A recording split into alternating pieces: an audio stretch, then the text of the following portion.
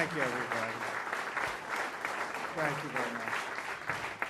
And it looks like they have a speech out here for me. Ooh, that's so much easier. Let me start reading. Look, that's all I need to do is read you a speech. Oh, look, welcome to Mar-a-Lago. Congratulations. I don't know. I don't think we better do this stuff. Not with this group. They give it for Biden, but he doesn't get past the first page.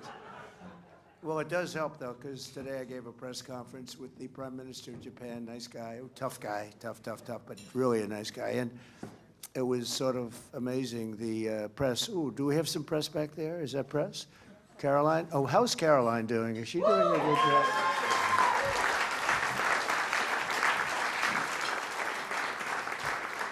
She is doing a great job. Good. Well, for the press, for the media, I just want to tell you that these are senators, and some of funders are outside.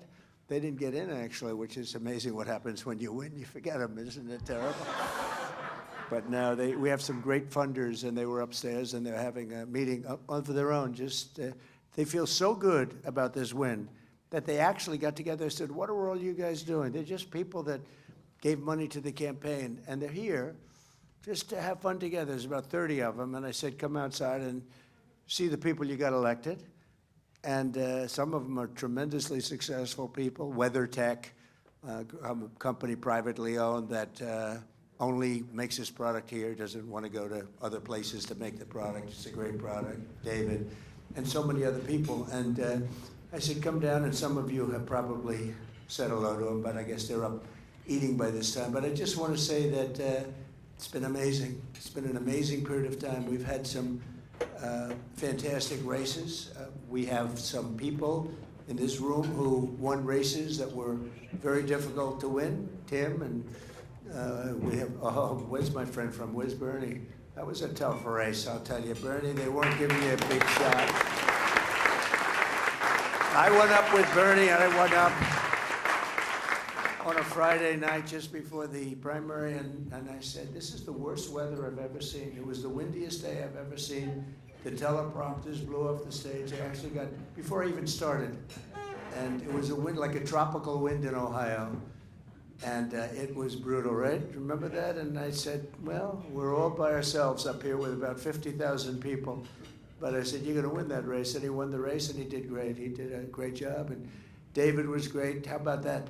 That was, I don't know, where is David? Where is David? David, with his great wife, who was with me for a long time. But, you know, that was a tough race. That was incredible. I thought, you know, maybe, I don't want to say it, but that might have been the toughest of all. You know, when you have a father that was there for 26 years and a son that's been there for 24 years or whatever it is, that's not easy, and you did it. And you did it under a lot of pressure, too. You were under a lot of pressure. He was actually in the field in Butler, when Pennsylvania, when we had that terrible incident. And I saved his life because I said, David, come on up. No, you know what, David? Stay there for a little while. And then I said, let me see the chart. And I looked over to the right. If he would have come up, he would have been maybe not here. So I saved your life by saying, don't come up. I said, come up later, David. We'll have you later. That wasn't that a good moment? He looks back, he says, that was a good moment. But I just want to thank everybody. You've been incredible. You've done incredibly. They've lost their minds. The Democrats have lost their minds, and they've lost their confidence. They have very little confidence. They are different people, and they look foolish. Today they tried to break into the Department of Education just because we want to go and check the books. And Maxine Waters is a lunatic, and you know, they're all lunatics, frankly. It's so sad to see. They should be happy. They shouldn't be sad, you know. It's a funny thing. I went to a golf course that I own, and I was very angry at bankers. This was prior to being president, prior to even thinking about running for president. And I was going crazy because I couldn't get onto the course. One, Palos Verdes in California, and beautiful right on the Pacific, every hole in the Pacific. And my ad is, I don't use it because you can't get on the course, but my ad is, if I ever have to use it, I have the ocean, Pebble Beach only has the bay. And I said, I'm dying to use that ad, but you don't need it. So I get there with this group of big bankers and very important people, and I'm so angry. I'm just like furious because I can't get on the course. And I'm screaming, I can never get on this course. It drives me crazy. And after about 20 minutes of that, my caddy comes over to me. It's a 70-year-old guy, really nice guy, very smart. Sir, may I speak to you? Yes. Yes. What do you want? He said, sir, other courses are all empty. You're packed. You have the best course in California. You're packed. It's always packed, sir. You can't get on the course. And he used an expression, you should be happy. You shouldn't be sad. And I felt like such a jerk because he was right. Because he was right. And anyway, but we are happy as a group because we had a tremendous run, and we could have won a couple of more that I thought we were going to win. We won big in Michigan, and Michigan almost won. I don't know why he didn't win. He might be the one. We're talking to Michael and some of the others. He may be the one to run again, but I don't know. He seems to be. He did very well. I thought he won. I thought we won Wisconsin, actually. I thought we could have, meeting the senator, because I won Wisconsin by a lot. We won every race by a lot. We won every race by a lot, and I thought we carried some people. Tim did so incredibly well. And sort of everyone did well. I mean, they worked hard. We took in some great congressional people. We had a couple of issues that were tough issues, but they were good issues. They were great issues, actually. And I think they ceased to be much of a problem, but we did the right thing. You know what I'm talking about in particular, a certain issue. We did the right thing. But we've been together. It's been amazing unity. The only thing I was a little worried, I was asked to do the prayer breakfast, and they said, oh, it's 2 prayer breakfasts. I said, why is it 2? Because they're not getting along, and I'm talking about unity, so I had to do 2 prayer breakfasts. I said, wait a minute. Right? I did the political prayer breakfast with the senators and the congressmen. And then I said, so you mean I have to do it? They used to have it together. But I understand they'll be in good shape for next year. They're going to do 1, right? And they said, well, you can do it by Skype.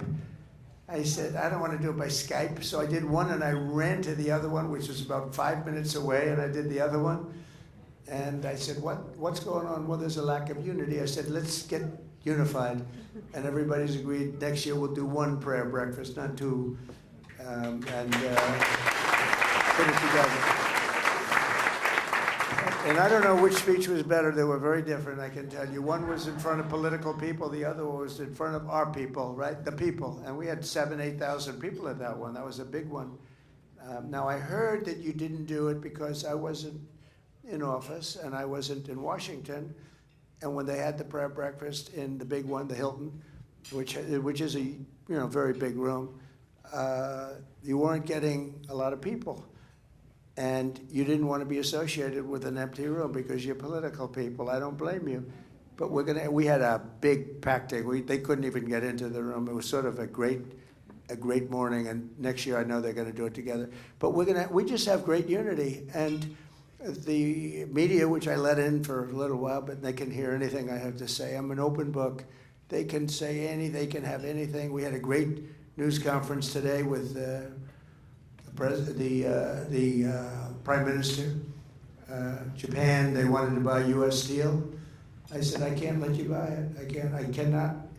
Other companies, you want to buy it, it's okay. But U.S. Steel was one of the greatest companies in the world. For 17 years, it was the #1 company in the world, like 80 years ago. It's a long time ago, during a certain heyday. I think we're in the heyday now. You want to know the truth? I think we're soon going to be in the heyday. We're going to be hotter than anything.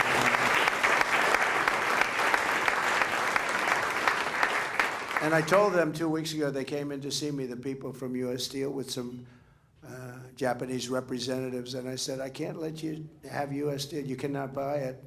We love Japan. We're not allowed. I'm just not going to let you buy it. It's U.S. Steel. This is one of the great companies of the world. And, and that was real stuff. That was steel. That was guys with nice big arms here taking that steel and that building. Today we have Google and Facebook, and that's fine too. But it's a little bit different. And they become dear, dear friends. I say that. It's amazing how they become. They spent $500 million on lock boxes. And the last one, they're sitting on the stage with me. That was That was a who's who of the world sitting on the stage. It's very different. The first one, I didn't have a lot of support, but I had a lot of people's support, but you know, we did great.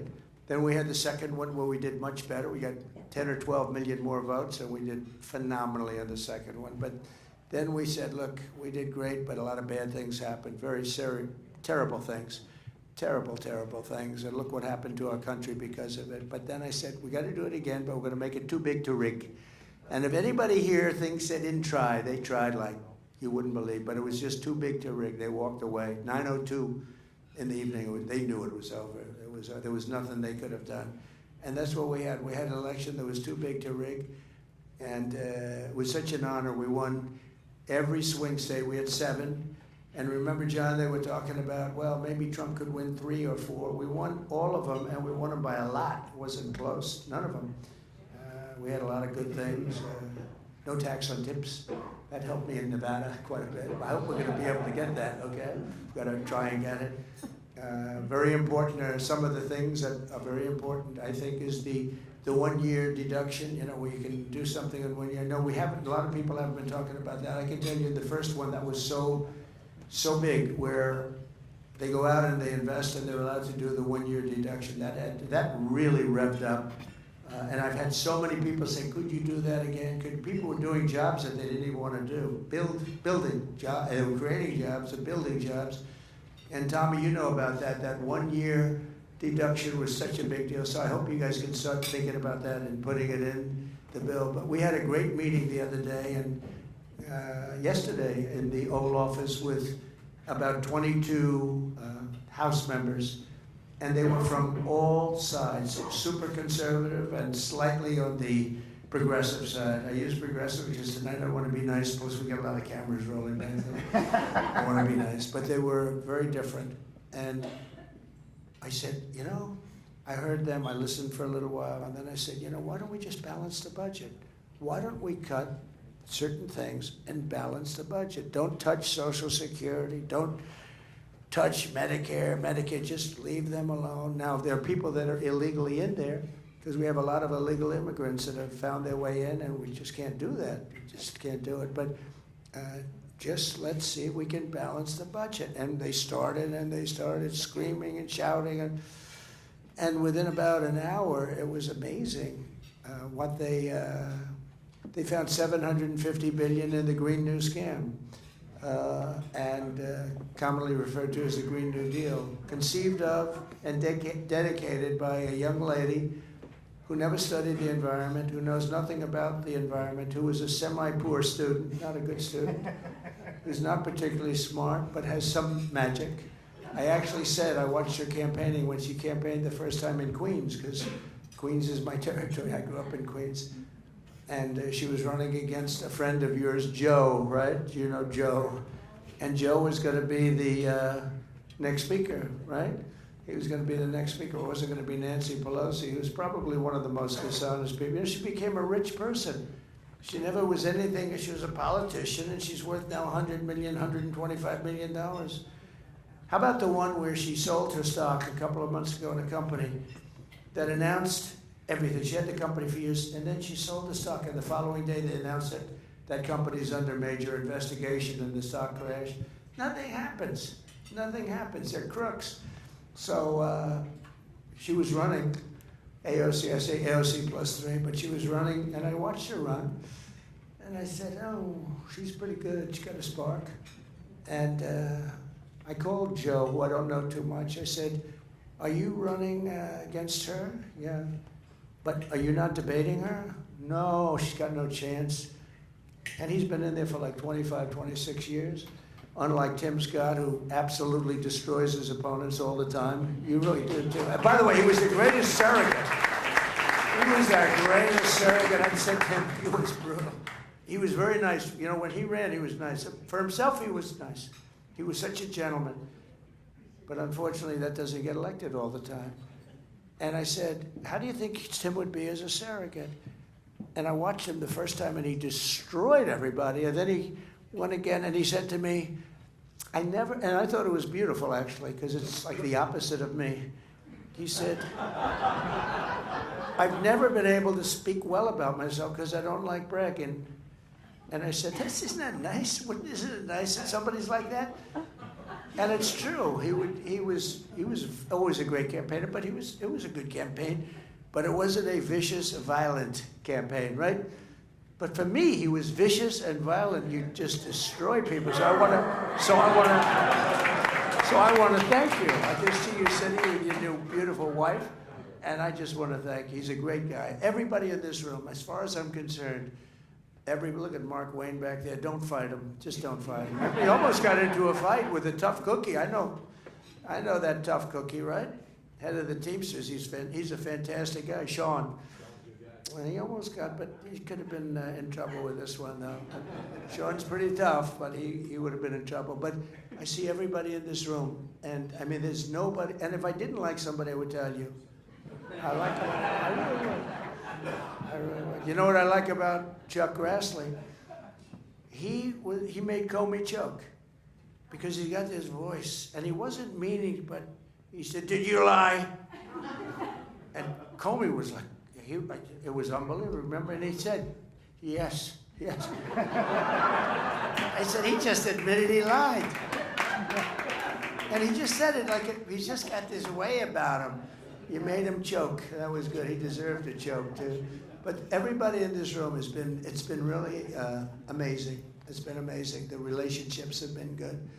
And we don't always agree on everything, but we get there. We had a couple of people that had to get a little bit, they had to study a little bit further to get some of our nominees. I think you're going to find our nominees are very good. I think it's very important. You know, when we talk Bobby Kennedy, I think he's up there having dinner tonight.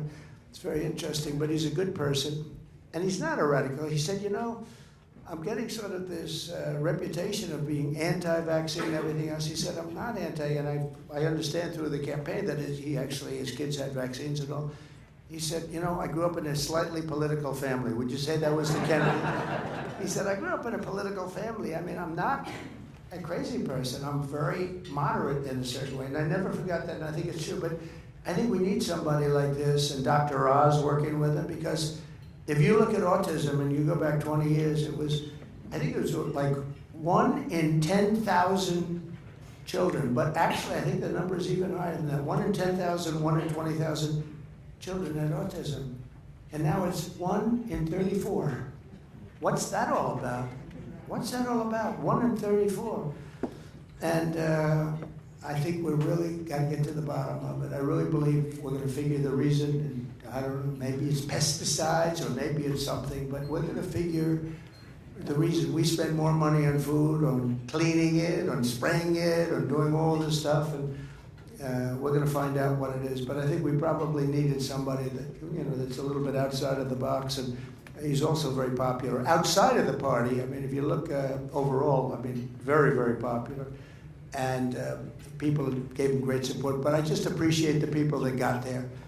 And it showed great unity. And if you didn't get there, the press, these same people that have the cameras rolling, they'd be saying, Trump has lost total control of the party. Now I have somebody who's, I think, fantastic, Elon.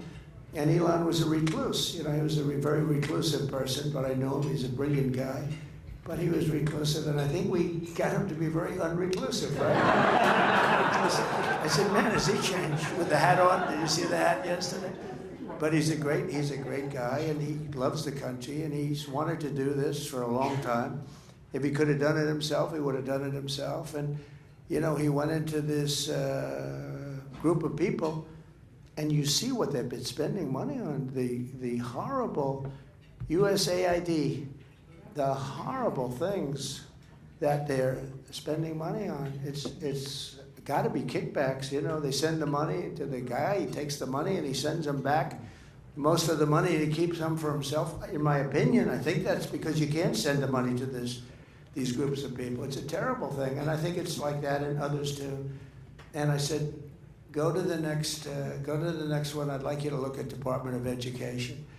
And I think you're going to find it's very similar, different but similar. And go into the military, go into everything. I mean, I want you to go into everything. But I said to the congressman yesterday that, why don't we balance the budget? why don't we balance the budget? Why should we wait 10 or 15 or 20 years to balance it? You know, they were talking about little cuts. We can have big cuts that don't affect anybody, waste, fraud, and abuse. And we're finding it now. That's one of the beauties of what Elon's doing. He started with a group of 25 super geniuses. They wear undershirts. They look like, I mean, I look at them, I say. But then I realized he's got 182 IQ. That's what we need. And they go in, and they'll ask people that aren't nearly as smart as them, why is it that you made this ridiculous paper? Why is it? And the guy gets all tongue-tied. He can't talk because he's against somebody that's much smarter. And it's amazing, actually, what they've exposed. And to a level where they cut 97% of the people out. The whole thing is a scam. And you look at some of the people working there, they're very political people, they're relatives, and it's just terrible. But you're going to find that elsewhere. And then I think we're going to see something tremendous with respect to the tariffs because, you know, other countries tariff us, so we don't tariff them. And with Lindsay, I don't know if you remember the conversation, Lindsay, but I had a conversation with Lindsay, who's so talented on so many things, but I would say finance, he's less interested. No, he's very, look, he gets it, but he's less interested. And I said to him, you know, certain countries, they charge us a tariff, and I want to charge them the same thing, and I like that, and I want to charge them the same thing. I said, okay, so let's get this straight. They charge us like 100%, we charge them nothing. I said, that's right. He said, so you want to charge them 100%? I said, I want to charge them whatever. If it's 80% or if it's 25%, I want to. Lindsay looked at me and goes, you got my vote.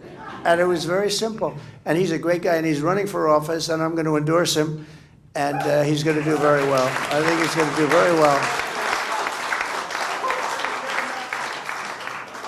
Well, we're batting, I think, with 299 and 0 in the Republican. But you know what? With 355, Brian Jack, where's the great Brian Jack? 355 out of 355 general elections. We won, I think, 234. That's not bad either.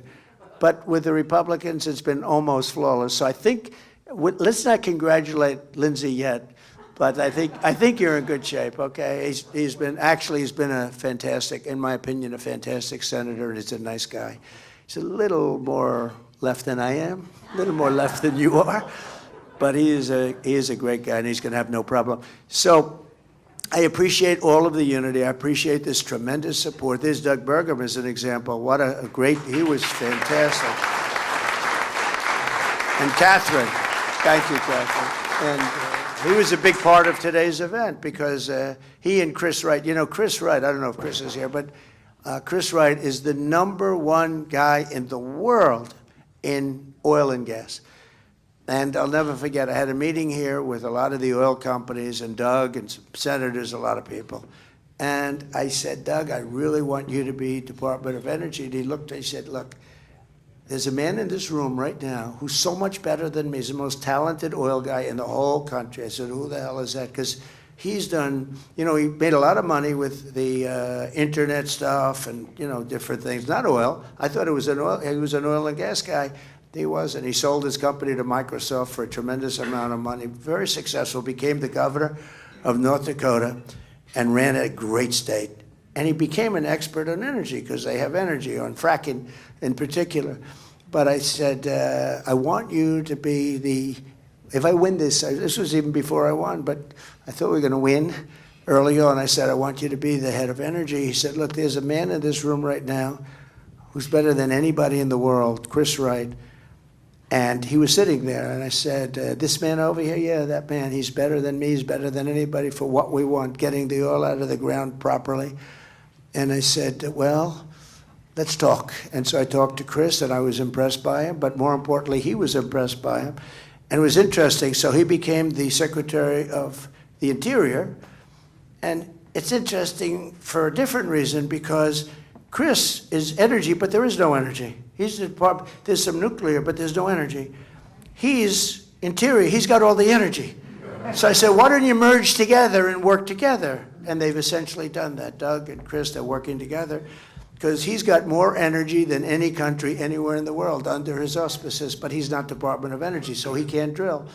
But now he's got a man that he knows very well, that's, I assume, a friend of his or whatever, but he got the job because of you. And And he didn't need a job. He was doing very well. This guy didn't need a job. He's the top guy in the whole world. But I see that so often. So many people, they want to be a part of this. They want to do what you're doing, John. They want to do what all of you senators are doing. I mean, you don't make money like they make. You could, if you did it. Many of you are so talented, you could do whatever you want to do. But they want to do what you're doing. It's very interesting. And you don't want to do what they're doing. You'd rather be a senator. It's crazy. In other words, you like power. And that's okay, too. But, and that's what you have. You have a tremendous amount of power. But so Chris and Doug have gotten together, and essentially they're like, unbelievable, and what you're going to be doing is unbelievable. And we have a lot of confidence in you. And if we bring the energy prices down, everything's going to follow. That's what got it up. We had a great energy policy. We did great. We had oil, we had gasoline at $1.84. We actually had it much lower than that for a little period of time, but we had it at $1.84. And then they took my policy and they really messed it up. And then they went back to my policy. You know, they always said, well, we were drilling just as much. What they don't say is, if I were there, we would have been double or triple that number. But they basically took my policy because it was going through the roof. They said, we're really in trouble. So they went back to my policy as much as they could, but not all the way back. And the energy is what caused us the problem. They went up at the beginning, if you remember. Then they went back to try and bring it down. They had to harness that horse.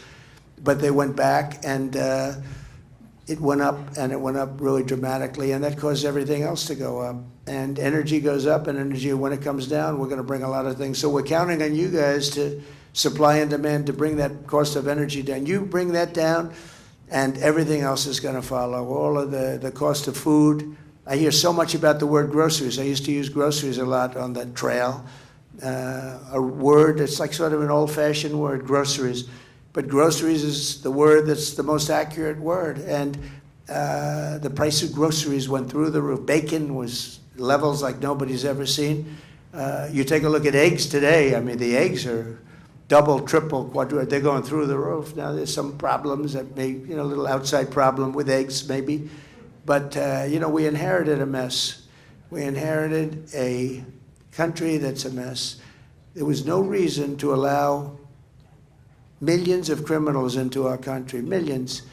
People that were, I'd say 3 million, 4 million, 21 million people all told, but 3 million, 4 million criminals, many, many thousands and thousands of murderers, people that murdered people, killers, people that murdered 2 people, 3 people, and even 4 people from in jail, in solitary confinement. They let them out of jails from all over the country, but really from all over the world. Venezuela let out so many people. You know, their crime rate is down 78%. I can't believe they haven't allowed every single, some of these countries allowed every single prisoner, and they put them on buses and they bus them in, or they put them on planes, because these are countries also from Africa, from Asia, not just South America, a lot from South America, but not even the most. I mean, we have them coming from all over the world, and we're letting them in. They let them in from the Congo. For whatever reason, the Congo is prime territory to come into our southern border. They get them up to the border and they let them in with the stupid open borders policy.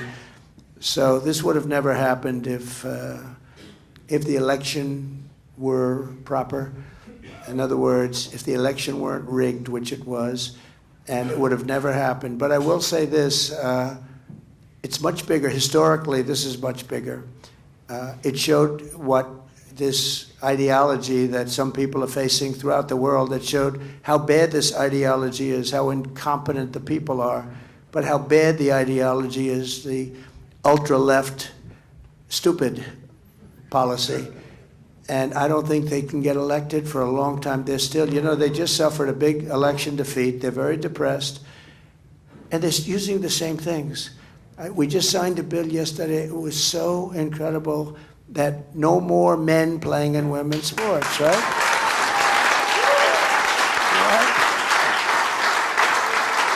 And stand up, big boy, stand up. How about this guy? Okay. Now I'm using him as, He was a great player. He played in the Jets for, 10 years? Ohio said, is he going to play in sports with his wife? Wouldn't that be lovely? She's the size of his leg, maybe somewhat smaller. The whole thing was ridiculous. You saw I was reading off some of the stats yesterday in the room, and I said there was a long-distance race. They had the best female racers and the best male racers, long-distance running race. And the man won by 5 hours and 24 minutes. I mean, that's not... The greatest, though, are the weightlifting records, where they break the record, a record that stood for 18 years, and they'd go and they'd put a quarter of an ounce here, a quarter of an ounce, and they go, and they couldn't quite get it up, and this guy came in, and he was a poor man weightlifter, not a good one. He was at the lower realm of weightlifting. He goes up, boom, and he ends up like 127 pounds more. He was It was one of the worst. I don't know, maybe that's why he decided to transition, as the expression goes. I've gotten very good at that. I have to, because if I make a mistake, these guys are going to get me in big trouble. We're perfect. Susie will get very upset with me if I make a mistake. And by the way, Susie deserves a great round of applause.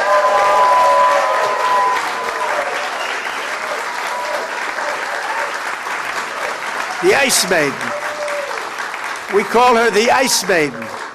You know, she's the daughter of Pat Summerall, who was a smart guy, and he was a very good football player, but a great announcer for 27 years for the NFL, and worked with John Madden.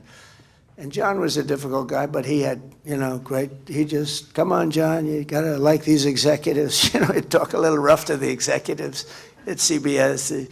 They weren't in love with him, actually, but come on, John, you got to be nice to him. John paying you a lot of money.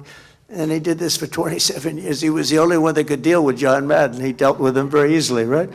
Isn't that true? So he was great. But Susie's like that. I mean, she's amazing. She's respected by everybody.